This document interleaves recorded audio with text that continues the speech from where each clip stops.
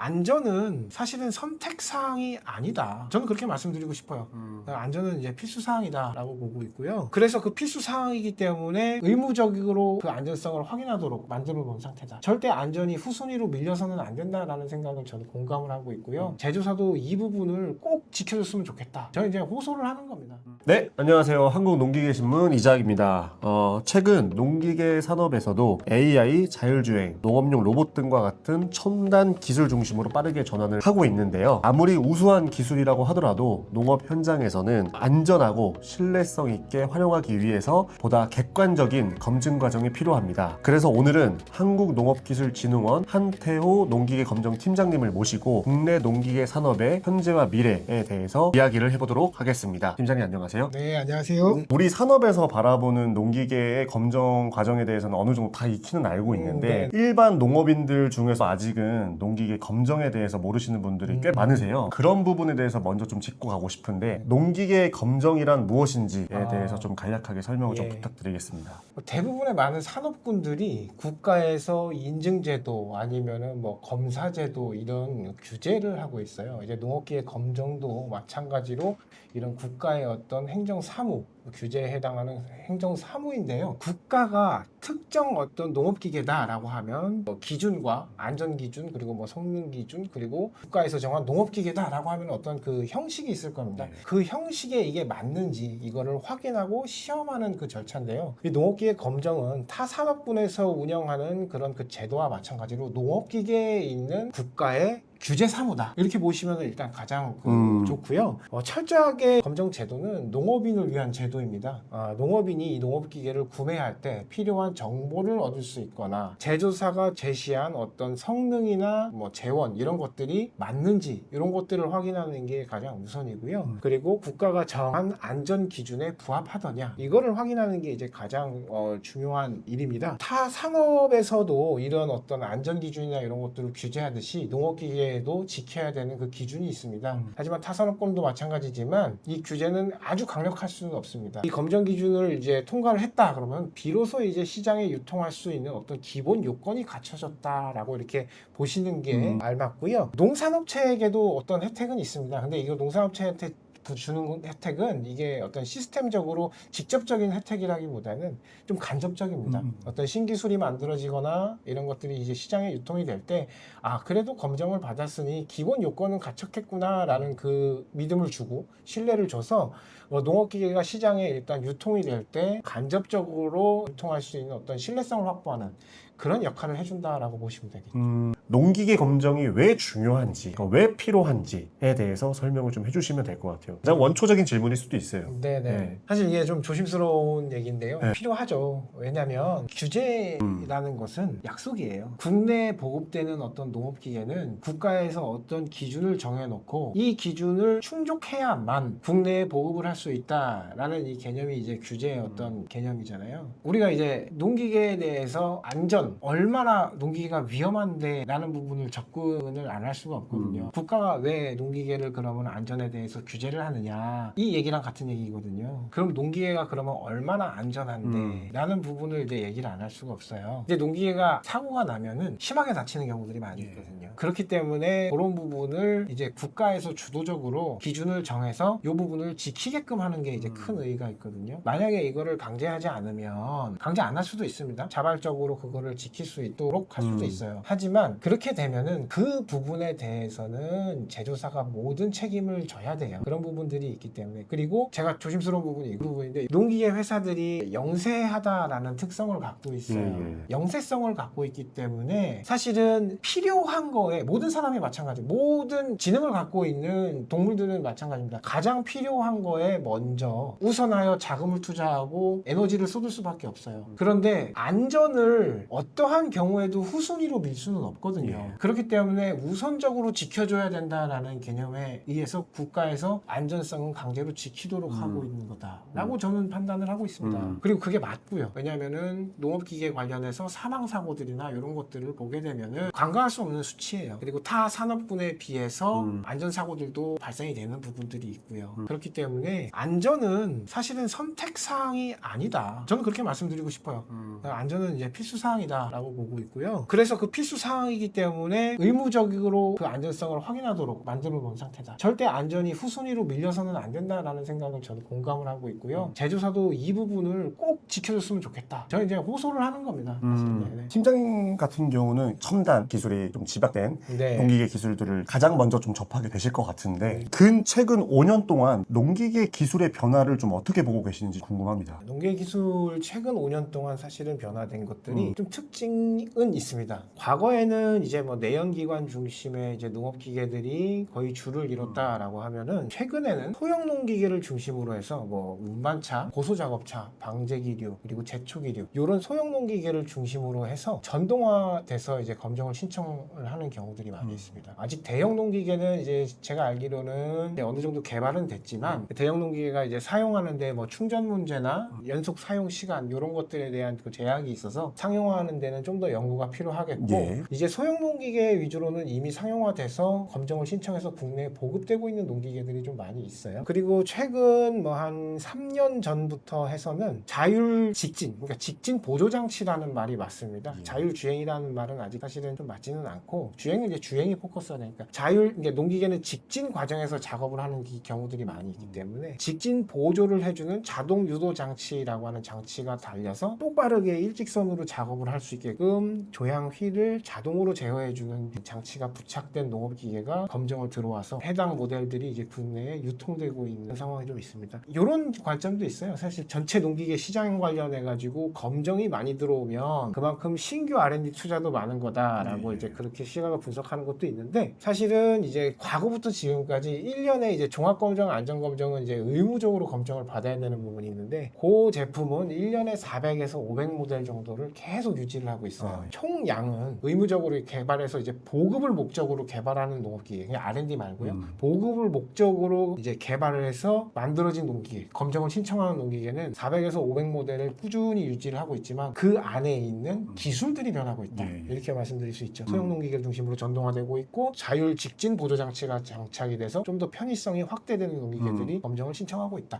이렇게 보시면 될 것 같습니다. 이 직진 자율주행 네네네네. 트랙터도 마찬가지고 최근에 뭐 이양기도 네네, 직진 그렇죠. 자율주행이 탑재된 그 네네. 제품들이 좀 많이 나와서 이미 상용화가 돼서 현장에 이미 보급이 되고 있는 상황인데 예. 검정 현장에서 보셨을 때 국내 농기계의 그 직진 자율 성능에 대해서는 수준이 어느 정도까지 올라왔는지도 좀 궁금하고요. 이 국내 수준과 또 해외 수준 아마 또 비교 대상이 될 것 같아요. 직접적으로 좀 비교를 해보셨을 때 팀장님 네네. 보시기에는 어느 정도 수준인지도 좀 궁금합니다. 그 성능을 비교한다라는 게 사실은 지금 상황에서는 큰 의미가 없습니다. 예. 왜냐하면 예전에는 이제 농업기계가 해외에서는 결국엔 원리는 비슷합니다. 다 이제 GNSS라고 하는 위성 장비를 이용해서 자기 현재 위치를 파악하고 가야 되는 위치를 현재 위치랑 계속 맞추는 형태가 이제 기술의 핵심이거든요. 근데 예전에 이제 해외 농기계 같은 경우는 RTK라는 아주 정밀한 GNSS 장비를 사용을 했어요. 그리고 국내에서는 DGPS나 아니면 이제 GPS 요거를 이제 활용을 했을 텐데 RTK 같은 경우는 기본적으로 그 RTK가 갖고 있는 오차가 뭐 한 2.5cm, 뭐 2cm 막 이렇게 엄청 정밀합니다. DGPS 같은 경우는 오차의 범위가 제품마다 너무 달라요. 가격대별로 너무 다릅니다. 근데 예전에는 RTK가 굉장히 비쌌거든요. 근데 지금은 RTK 가격도 많이 떨어져서 국내 모든 제조사들이 RTK를 정착을 하고 있어요. 그렇기 때문에 이미 기본 오차가 줄어 있는 정밀한 제품을 달고 있기 때문에 해외와 국내의 제품이 직진 정밀도에서는 큰 차이가 없다. 이렇게 보시는 게 맞을 것 같아요. 일부 이제 DGPS도 가격이 비싼 DGPS는 RTK까지 정도는 아니어도 좀 정밀하게 이제 뭐 한 5cm 이내까지도 이렇게 맞출 수 있는 그런 DGPS가 있거든요. 일본 같은 경우는 이제 뭐 DGPS를 장착해서 그 범주를 맞추는 경우들도 있고요. 그래서 사실은 검정 기준은 가야 되는 그 경로와 실제 경로, 주행한 경로가 7cm를 벗어나면 안 된다. 오차 7cm. 오차가 7cm를 벗어나면 안 된다라는 기준이 있는데요. 대부분 7cm는 이미 다 안으로 들어오고요. DGPS는 이제 좀 벗어날 수 있습니다. 솔직히 DGPS는 저렴한 DGPS를 장착하면 오차가 기본적으로 크기 때문에 그런 건 벗어날 수 있지만 국내에서 지금 뭐 제작해서 개발해서 보급하는 농기계들은 뭐 7cm 안에는 다 들어온다고 보시면 됩니다. 자율주행 검정 과정에 있어서 똑바로 가야 된다가 중요한 요소인지 아니면 또 다른 중요한 요소가 있는지도 궁금합니다. 예를 들어서 안전성에 있어서 뭐 장애물 인식이라든지 정밀도가 제일 중요하잖아요. 그런 부분에 있어서 뭐 또 다른 중요한 요소가 있는지도 궁금합니다. 그렇죠. 이게 중요한 말씀 하신 건데 지금 단계를 조금 나눠보실 수 있어요. 있어요. 그러니까 자율주행 레벨 정의와는 다르게 기술의 어떤 들어간 자율 작업 농기계라고 말하는 그쵸. 게 맞겠죠. 자율 작업 농기계에 들어간 그 기술별로 해서 봐야 되는 포인트가 약간 다르다. 이렇게 말씀드릴 수 있어요. 지금까지 개발된 농업기계들은 직진 보조 장치가 장착이 되어 있거든요. 사람이 기본적으로 안에 탑승을 하고 있어요. 예. 그렇기 때문에 기본 베이스는 운전에 대한 모든 제어 통제권이 사람이 탑승한 운전자한테 있습니다. 예. 그렇기 때문에 기본 농기계를 운행하는 것과 동일해요. 예. 모든 안전성은 운전자가 다 지켜야 됩니다. 다만 작업의 용이성을 위해서 일직선으로 주행을 이제 핸들을 놓을 수 있는 거죠. 핸들을 이제 편하게 놓을 수 있고 이제 편하게 작업을 할 수 있도록 핸들을 제어해 주는 형태이기 때문에 모든 작업의 책임과 통제권을 운전자가 갖고 운전자가 다 모든 걸 제어를 해야 돼요. 그렇기 때문에 일반 농기계랑 안전성은 동일하지만 그 기능이 들어감으로써 지켜야 되는 안전성도 있죠. 중요한 예로는 이제 표식 같은 겁니다. 자율주행 기능을 시작하고 제어하고 하는 부분에 대해서 만약에 시동을 걸자마자 자율주행 기능이 자율 직진 장치가 작동을 해버리면 이거 같은 경우는 좀 문제가 있는 거고요. 예. 그리고 제가 언제든지 이 자율 직진 기능을 해제하고 싶다. 그러면은 핸들을 돌리거나 아니면 브레이크를 밟거나 예. 이러면은 이게 해제가 돼야 되고, 그러니까 이렇게 접근하시는 게 맞을 것 같아요. 직진 보조 장치는 자동차에 장착되어 있는 크루즈 기능 이렇게 접근하시는 게 맞아요. 그렇다고 해서 그 크루즈 기능에 엄청난 안전 기능을 부여하지는 않잖아요. 맞아요. 모든 안전은 운전자가 준수를 해야 되기 때문에 일반 자동차와 유사한 안전 기준을 적용을 하더라. 다만 그 기능에서 요구하는 안전 기능들이 있죠. 예를 들어서 GPS 신호가 지금 약해서 잘 안 잡힐 때는 사람한테 알려주고 지금 수동으로 작업을 해야 되겠구나 라고 사용자한테 알려주는 기능 뭐 이런 것들이 이제 요구가 되겠죠. 이제 그러나 기술이 이제 고도화돼서 어느 지점까지 지금 와 있냐면 사람이 안 타도 됩니다. 다만 관제하에 자율 작업을 합니다. 정해진 경작지 내에서 정해진 경로 내로 작업을 하면서 사람은 정상적으로 작업이 되고 있는지 위험한 상황은 없는지 육안으로 관제만 하면 되는 그런 경우는 이제 좀 얘기가 달라집니다. 왜냐하면 사람이 타고 있지 않기 때문에 장애물 갑작스럽게 들짐승이나 이런 것들이 나타날 수도 있고 그 안에서 경작지에서 다른 작업을 하는 농작업자가 있을 수도 있고 그렇기 때문에 안에서 장애물이나 주행 경로에 방해가 되는 어떤 장애물을 만났을 때 내가 그 장애물을 치고 가면은 문제가 생기잖아요. 이제 그런 거를 감지하고 적절한 대응을 하는지 이거를 이제 장애물 감지 시스템 이제 이렇게 얘기하는데 그것들이 적당히 구비가 돼 있고 적당히 작동을 하는지 요거를 보는 게 이제 중요하고요. 이제 농업기계는 자율 작업이 목적이기 때문에 정해진 딱 그 경작지를 벗어나지 않아야 된다라는 거를 농기계가 계속 인지하고 있는지 이걸 이제 지오 펜스라고 합니다. 그 눈에 실제로 보이지는 않지만 농기계는 내가 가지 말아야 할 펜스를 인지를 하고 있는 거예요. 그래서 그거를 강제로 벗어나게 해도 얘는 벗어나지 않는지 이거를 이제 저희가 직접 실험하고 그러니까 결국에는 지오 펜스를 인지하고 그 반경 내에서만 그 작업장 내에서만 작업을 하는 시스템을 갖추고 있는지 그리고 각각 안전 위급 상황들을 인위적으로 이제 만드는 경우들이 있어요. 뭐 GPS 신호가 안 잡히거나 아니면은 관제자가 지금 현재 자리를 비웠거나 이랬을 때 안전 모드로 얘가 돌입이 되는지 이런 것들 그러니까 안전 기본 요구 사항들을 지키고 있느냐 요거를 이제 보는 것들이 이제 사람이 타지 않아도 되는 농기계.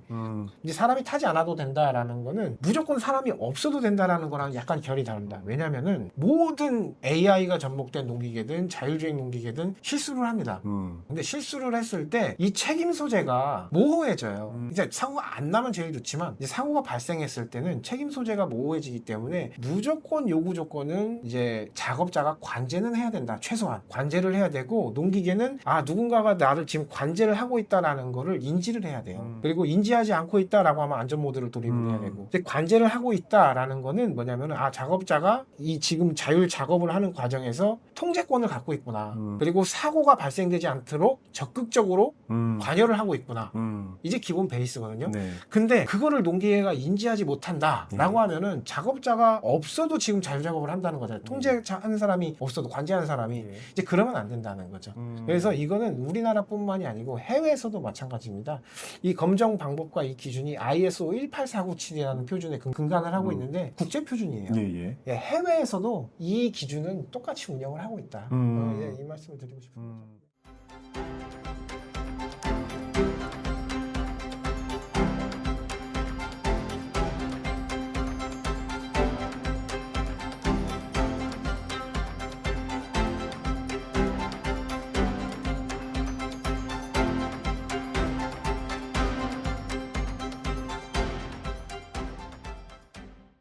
기술을 감당하고 있는 업체들, 네네네. 자율주행, 뭐 자율작업, 그리고 예, 또 예. 후부착 방식으로 키트로 개발하고 그렇죠, 있는 그렇죠. 업체들, 예, 예. 다양하게 지금 제품군들이 있잖아요. 네. 그런 업체들에게 검정 과정에서 팀장님께서 보시기에 간과하고 있는 부분들이 좀 꽤 있을 것 같아요. 그렇죠. 네, 그런 부분에 대해서 좀 조언 아니면 좀 네, 네. 당부드리고 싶은 말씀이 좀 있을까요? 네. 딱 두 가지 말씀드릴게요. 네. 아무리 자율주행이라고 해도 사고의 책임은 사용자도 책임이 있다. 이게 이제 가장 중요하고요. 키트를 설치해서 이제 자율 직진 보조 기능이 장착된 이런 농기계들은 사용자가 내리면 안 된다. 절대 내리면 안 된다. 그거를 꼭 당부드리고 싶어요. 예, 예. 제도 관련된 얘기인데 네. 기술 발전은 계속 빠르게 이루어지고 있는데 그에 맞지 않게 검정 제도, 특히 검정 매뉴얼에 네, 대한 네. 속도는 법박자가 날 수도 있을 것 같아요. 네네네. 요즘은 특히나 워낙에 기술 발전의 속도가 빠르다 보니까 네. 그래서 이제 검정을 하시는 입장에서 보셨을 때 어떤 부분을 좀 보완을 해야 이런 부분들이 해결이 될 수 있을지 궁금합니다. 좀 어려운 부분일 수도 있기는 한데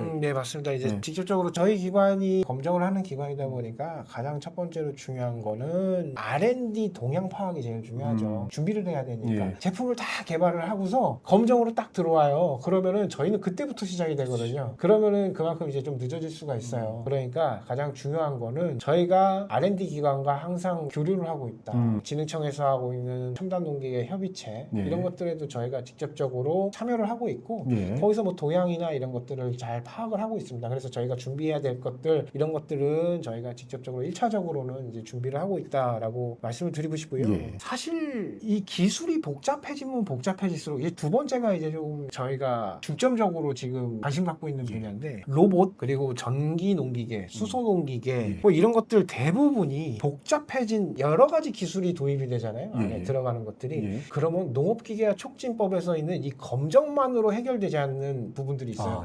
얘기 인증 뭐냐? 시장에 보급해야 되는 기본 요건을 갖춘다. 네. 규제들이 있잖아요. 그게 촉진법만으로 안 되는 경우들이 많이 발생이 됩니다. 네. 단적인 예로 드론부터 시작을 했죠. 예. 드론은 농업적으로 활용이 되지만 기본적으로 항공법에 따른 이제 초경량 비행 장치예요. 그래서 항공안전 인증도 받아야 되고 농업적으로 활용하려면 농업기계 검정도 받아야 되고 이런 부분이 생기죠. 이게 드론뿐만이 아닙니다. 수소 트랙터 예를 들어서 수소 농기계가 나오잖아요. 그럼 수소법에 따른 연료전지는 수소법에 따라서 또 연료전지 인증을 받아야 돼요. 그러니까 그쪽 규제도 만족을 시켜야 되고 농업기계 검정도 만족을 시켜야 시장에 유통되는 상황이 벌어집니다. 그리고 로봇 우리가 요즘 뭐 로봇 얘기 많이 하지만 로봇도 마찬가지예요. 이게 농 작업지에서만 활용되는 로봇이다라고 그러면 좀 의외로 간단한데 만약에 우리 국내 여건상 도로를 안 다닐 수는 없잖아요. 경작지를 갈 때 이제 도로를 이동하거나 아니면 농로를 이동하거나 해야 되는 부분이 있는데 이쪽을 지나가려면은 또 지능형 로봇법 아니면 도로교통법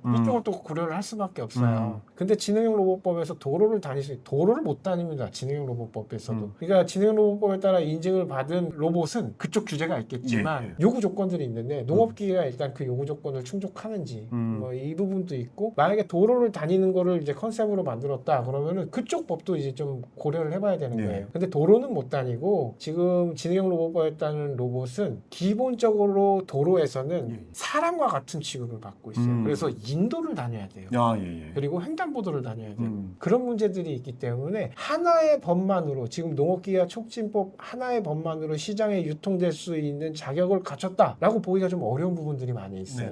이제 그런 부분들을 저희가 종합적으로 계속 모니터하고 이런 부분들을 어떻게 해결해야 되느냐 이런 것들을 저희가 좀 사실은 계속 모니터하고 있고요. 가장 중요한 부분은 이제 중점적으로 보는 부분을 저희가 지금 딱 그 두 가지다라고 보고 있습니다. 이제 모든 것들을 검정에서 다 해결하지 못하고 타 산업군에서 걸쳐서 제품이 개발되는 경우들이 있어요. 이런 것들에 대해서 이제 굉장히 이제 조심해야 된다. 제조사도 타 산업에서 규제되는 부분이 분명히 있을 거고 농업기계에서도 타 산업군에 대한 선 인증을 받았나 안 받았나 이것도 저희가 모니터를 해야 되는 부분들이 많이 있어요. 전기식용기계 아까 말씀드렸지만 수소 연료전지 얘기했지만 충전기도 이제 인증을 받아야 되는 제품 이렇게 돼 있거든요. 이제 그런 부분들을 저희가 종합적으로 이제 모니터가 필요하다. 이렇게 말씀드릴 수 있죠. 기술에 대한 내용을 좀 더 이어가서 검정팀에서는 거의 대부분 하드웨어에 대한 검정을 좀 많이 주로 해왔는데 요즘 소프트웨어의 기술 발전이 워낙에 빠르게 이루어지고 있어요. 뭐 예를 들면 뭐 AI 알고리즘부터 해서 센서 융합 기술 등과 같은 기술 발전이 워낙에 빠르게 이루어지다 보니까 검정 평가에 있어서도 이런 하드웨어 중심의 검정 평가가 아니라 이제 소프트웨어적으로 확장이 더 필요하다고 얘기를 하고 있어요. 그 부분에 대해서도 좀 공감을 하시는지 예, 합니다. 공감합니다. 네. 일단은 하드웨어와 소프트웨어가 결합돼서 궁극적으로 구동이 되는 부분들은 결국에는 하드웨어로 평가를 해도 평가가 가능해요. 왜냐하면 궁극적인 행위는 결국엔 액션이기 때문에 예. 그 액션이 안전한지 안전하지 않은지 요거는 모든 소프트웨어를 거쳐서 결과물로 나오는 걸로 평가를 하면 되기 때문에 그거는 큰 문제가 안 됩니다. 다만 소프트웨어, 데이터를 활용해서 소프트웨어를 활용해서 어떤 그 농작업에 대한 어떤 실효성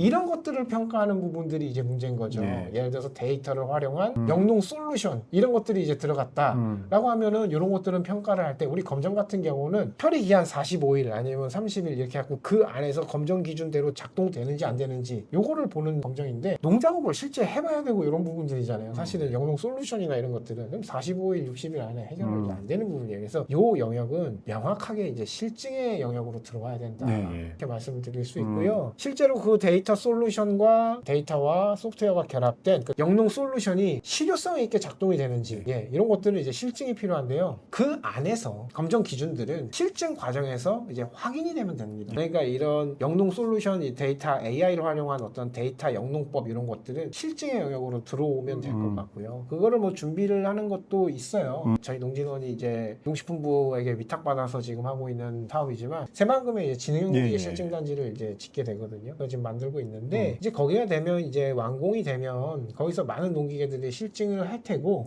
그 실증 과정에서 검정까지 함께 이루어진다고 그러면은 두 가지를 다 이제 해결할 수 있는 부분이 되겠죠. 그래서 AI를 활용한 이제 소프트웨어를 활용을 해서 용농 솔루션까지도 실증의 개념으로 해서 고려를 하고 있다. 그리고 뭐 준비를 하고 있다라고 말씀을 드리고 싶습니다.